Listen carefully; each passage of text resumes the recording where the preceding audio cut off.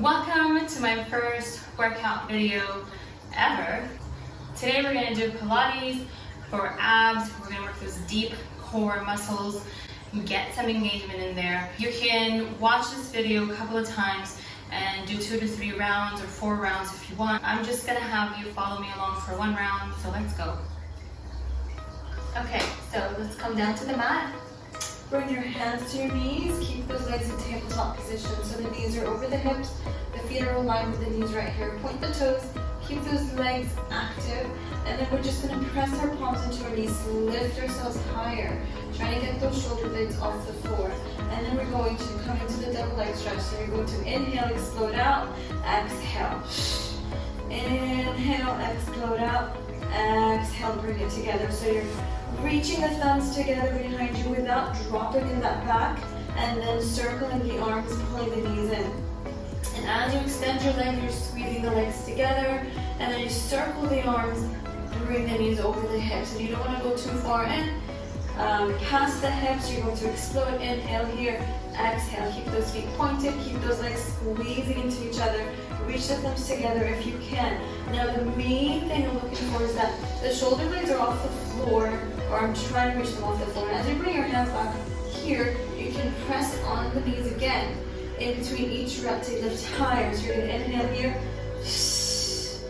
and inhale, and each time try to lift higher. That's going to give you that height that you can't normally attain.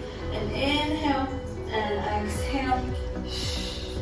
Inhale, and right here, 2 more, and more, and gently without collapsing, bring it down. If you feel tension in your neck or your shoulders, that's fine for a little bit. You can just stretch it out, relax, and then hopefully each time you do this, you'll get stronger on your abdominals, and your abdominals will be able to do more work rather than your neck probably pulling in. Okay, the next thing that we're going to do is we're going to come into a tabletop with both legs, squeeze the legs together, point the toes, knees are over the hips. Now you can keep your head on the floor if you feel a little bit of tension on your neck, so it's a great exercise because it works with your head on the floor as well as off the floor. So if you want that challenge, you're going to lift off the floor, but if you have very weak neck area and you always feel pain or pressure, you can stay down. You can also just alternate by going up and down. So we're going to lift the arms over the shoulders, palms are facing away from your knees or over the hips, squeeze the legs together. You want to engage first before you come into the exercise. You don't want the exercises to force you into engagement. You want to engage and activate and then come into the exercise strong. So you're going to inhale here, and then as you exhale, lift up again. This leg, the weight of the legs, are going to help you try and reach higher off the floor.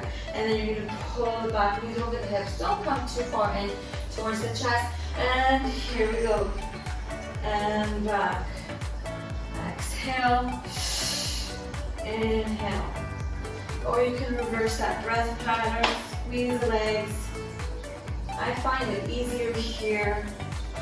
And pull back. And like I said, if you don't want to lift your head, you're going to come here, squeeze the legs, pull back. The higher you go, the less challenging it is. The lower you go with the legs, the more challenging it's going to be.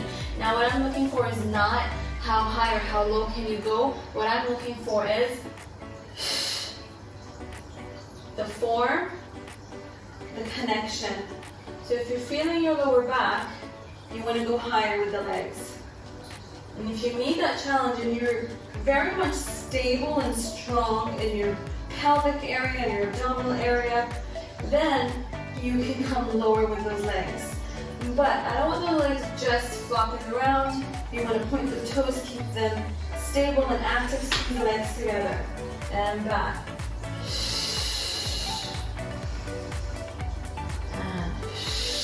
And again, as you bring the head back up, out of that chest lift, you're not collapsing down, it's not a release. You are working your way down. Good. And last one. Good. Hug the knees in, take a breath. Okay, so the next exercise that we're going to do is one of my favorites. You're going to come into that 4-point kneeling position, which is your hands underneath your shoulders, shoulder width apart. Your knees underneath your hips, hip width apart.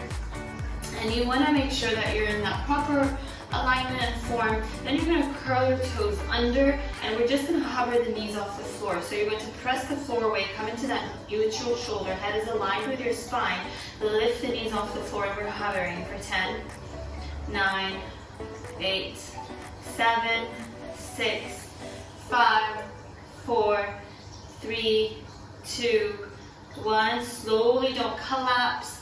Bring the knees down. If you need to adjust in the body, go ahead. We're going to do that 2 more times. Inhale here. And lift. Breathing through, trying to keep the spine stable. And you want to stay neutral spine, neutral pelvis. And hold for another 5, 4, 3, 2, 1. Slowly without collapsing. As you can see, there's minimal shift as I lift off the floor. I'm not rounding to lift off. I'm not arching my back to lift off. You want to stay connected. You want to think about your ribs and your hips connected together so there isn't stretching happening between them. Then you're going to inhale again. Exhale. 10, 9, 8, 7. Pushing the floor away. Connecting with your abdominals. 4, 3, 2, 1. Slowly bring it down. Good. If you want to come into that resting position or child's pose, go ahead. You can stretch out whatever needs stretching. We're going to come back here and we're going to hover the knees, but we're going to tap down. So you're going to come here, curl the toes, keep those legs hip distance apart, push the floor away, and then you're going to lift the knees and we're going to tap the floor. Again, it's not a collapse and you don't rest. So once your knees come to the floor, you don't just let go, you stay connected like you're going to lift off because you're going to lift off again. So you're going to exhale, inhale, tap, exhale. Minimal shift in the positioning and the form of the spine. And we're just tapping for another 7, 6, 5, 4, 3, 2, 1. And slowly bring it down. You can come into that resting position and you can also just stretch out your arms and your shoulders, whatever feels tense. Okay, the next exercise is going to be in a plank position. So you're going to come onto your hands and knees first. So hands are shoulder width apart underneath the shoulders. Then you're going to extend one leg and then you're going to extend the other leg. Now, the plank is not just an abdominal workout, it's a full body workout. So you want to keep those shoulders active, those arms active. If you hyperextend like I do, just bring the softness to your elbows. And then you want to keep those legs active and the glutes active. So everything is really active here. And you're going to come into this position, just a fist width apart with the legs. And then we're going to step out with the legs. So you're going to step out with the right and then step out with the left. And minimal movement and shift in the body as much as possible. Now you're going to bring your legs into that mat width apart, and then you're going to bring them back to hip width apart. So step back in, step out, step out. And the challenge here is to stay stable, pushing the floor away, align your head with your spine, no need for tension, and back. And do for another 6, and 5. And if you've done with one side, walking out from one side first, we can switch it up. So I'll walk out on the left leg first to bring stability or balance to both sides. And that's 4, 3, and go as slow as you need. Pace is the last thing that's important here. And the last one, actually let's just do one more for good measure. Bring the knees down. Stretch out of it. Okay, so now we're going to be doing another exercise here, and we're going to scissor the legs, okay? So now you're going to lift one leg up, so my right leg up is perpendicular to the floor, left leg is going to press down. Both legs are active, so you're pointing both toes, you're extending both legs as much as you can possibly handle, and you want to connect with those abdominal muscles, okay? And we're going to bring the hands behind the head and lift it to that chest lift and stay there. So you're going to inhale, exhale, draw the ribs down to lift up off your shoulders. Try to keep your elbows comfortably wide, and then you're going to point the toes and you're going to scissor the legs. So you're going to press one leg down, and the top leg is going to pump twice. And and switch, and switch, and trying to get higher with the core, or with the chest, I mean, with each repetition. Exhaling at the pump, pressing that lower leg down, going as slow as you need, trying to stay active here,